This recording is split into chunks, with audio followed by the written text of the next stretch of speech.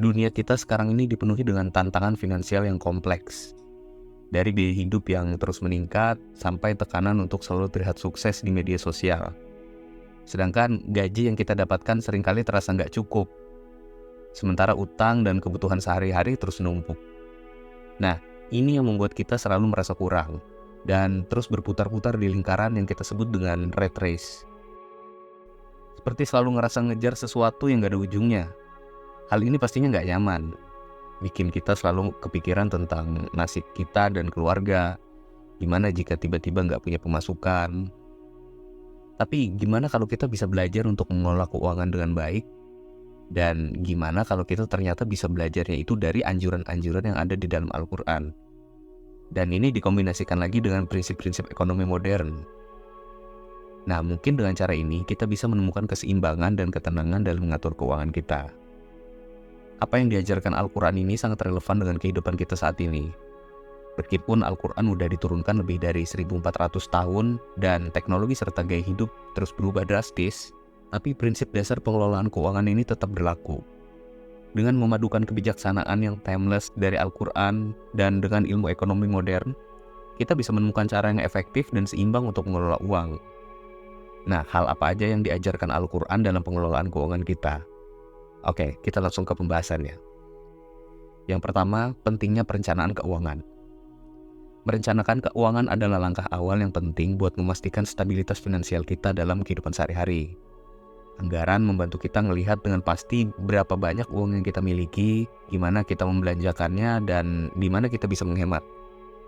Dalam Quran Surah Al-Furqan ayat 67, Allah berfirman, "Dan orang-orang yang apabila membelanjakan harta, mereka tidak berlebihan, dan tidak pula kikir, dan adalah pembelanjaan itu di tengah-tengah antara yang keduanya."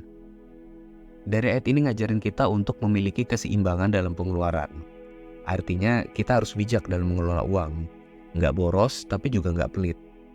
Nah, kita bisa buat anggaran yang mencatat pendapatan, pengeluaran tetap, dan juga alokasi buat tabungan. Disiplin dalam mengikuti anggaran ini itu kunci untuk mencapai tujuan keuangan kita. Jadi, perencanaan keuangan yang bijak adalah langkah awal untuk mencapai stabilitas finansial. Dengan anggaran yang jelas dan disiplin dalam pengelolaan uang, kita bisa menghadapi tantangan ekonomi dengan lebih siap. Bahkan ini akan mempermudah kita dalam melakukan ibadah seperti kurban dan zakat, karena kita bisa dengan mudah menghitung harta serta dapat mempersiapkannya dari jauh-jauh hari. Yang kedua, hidup sederhana dan menghindari konsumerisme. Salah satu penyebab utama boros adalah konsumerisme atau terlalu konsumtif. Banyak dari kita yang terpengaruh oleh iklan dan media sosial, sehingga ngerasa harus membeli barang-barang yang sebenarnya nggak kita butuhkan. Bahkan kadang ada orang yang melihat teman atau rekan kerjanya punya barang seperti jam atau gadget terbaru, dia juga ngerasa perlu membeli, padahal belum tentu berguna buat dia. Contohnya temannya beli Apple Watch buat penunjang olahraga.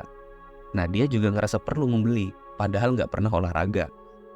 Hal-hal semacam ini yang sangat mempengaruhi dan bikin kita jadi sangat impulsif. Bukan berarti nggak boleh, tapi kita harus mempertimbangkan kemampuan finansial dan kebutuhan kita terlebih dahulu. Di dalam Quran Surah Al-Isra ayat 26 dan 27, Allah berfirman, "Dan janganlah kamu menghambur-hamburkan hartamu secara boros. Sesungguhnya orang-orang yang boros itu adalah saudara-saudara setan, dan setan itu adalah sangat ingkar kepada Tuhannya." Hidup sederhana dan menghindari konsumerisme adalah kunci buat mengelola keuangan dengan bijak. Coba untuk memprioritaskan pengeluaran pada kebutuhan pokok dan menghindari pembelian barang-barang yang nggak diperlukan. Tampil sederhana dan nggak mencolok itu keren kok. Dengan begitu, kita bisa menyisihkan lebih banyak uang untuk ditabung dan juga bisa lebih berbagi dengan sesama. Ini juga akan membuat kita menjadi lebih bersyukur tentunya. Yang ketiga, menabung dan investasi yang bijak. Menabung adalah langkah penting untuk mencapai kestabilan finansial. Tapi selain menabung, kita juga perlu mempertimbangkan investasi. Dalam ilmu ekonomi, investasi yang bijak bisa membantu menghindarkan uang kita dari inflasi dan juga uang kita bisa berkembang lebih cepat dibanding hanya nabung. Di dalam Quran Surah Al-Baqarah ayat 261, Allah berfirman, "Perumpamaan nafkah yang dikeluarkan oleh orang-orang yang menafkahkan hartanya di jalan Allah adalah serupa dengan sebutir benih yang menumbuhkan 7 bulir, pada tiap-tiap bulir 100 biji.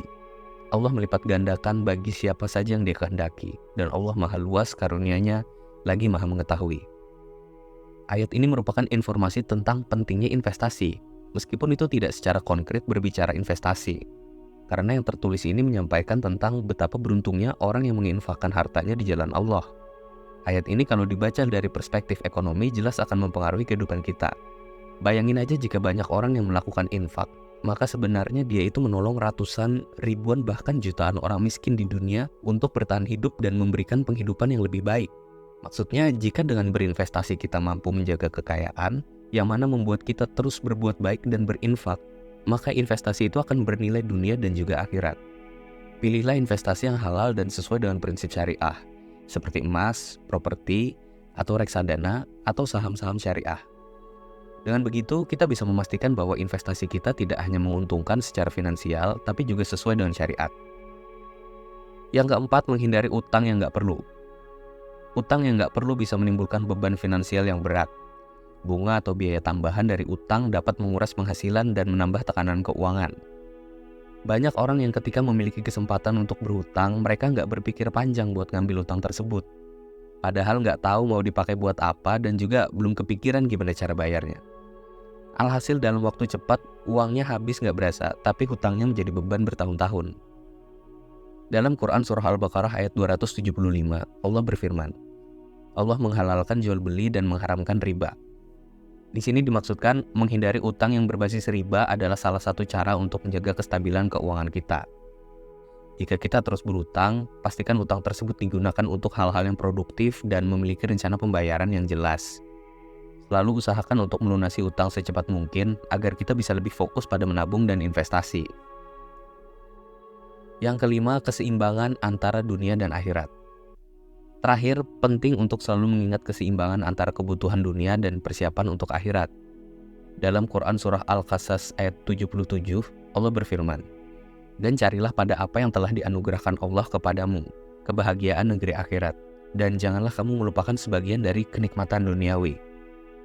Selalu ingat jika kita mengumpulkan harta yang banyak di dunia, tujuannya adalah untuk kebaikan. Selain meninggalkan harta kepada anak, kekayaan tersebut ditunjukkan untuk berbagi ke sesama. Karena harta hanya ditinggalkan di dunia, tapi amal baik yang kita lakukan dengan harta kita yang banyak itu tadi, itu yang akan menemani kita hingga kita udah nggak ada. Nah, dengan memahami dan menerapkan prinsip-prinsip ini, kita dapat mengelola keuangan dengan cara yang lebih bijaksana dan sesuai dengan ajaran Al-Quran.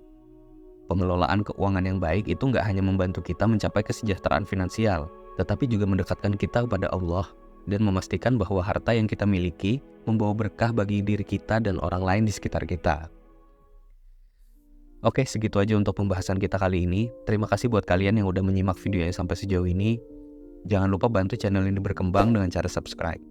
Dan tinggalkan komen jika kamu punya pertanyaan atau mau berdiskusi. Sampai jumpa pada pembahasan selanjutnya.